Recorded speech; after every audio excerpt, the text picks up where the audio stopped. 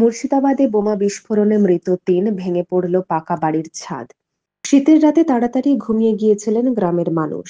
রাত ১১টা নাগাদ বিকট শব্দে ভাঙল ঘুম। গ্রামের মানুষ উঠে দেখলেন প্রবল বিস্ফোরণে ভেঙে গিয়েছে বাড়ির একটি ছাদ।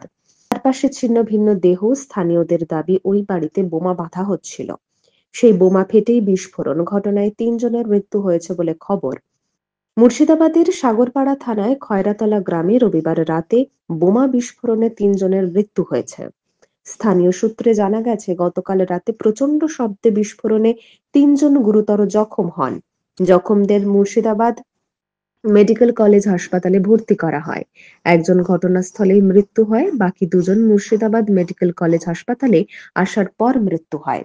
প্রাথমিকভাবে অনুমান, বোমা বাঁধার সময় এই বিস্ফোরণে জখম হন। যদিও মৃতের পরিবারের বক্তব্য, বাইরে থেকে তাদের লক্ষ্য করে বোমা মারা হয়েছে। গোটা ঘটনা তদন্ত করে দেখছে পুলিশ। এদিকে গ্রামে মোতায়েন হয়েছে পুলিশ। গ্রামের বাসিন্দারা জানান, শীতের রাতে তাড়াতাড়ি ঘুমিয়ে গিয়েছিলেন।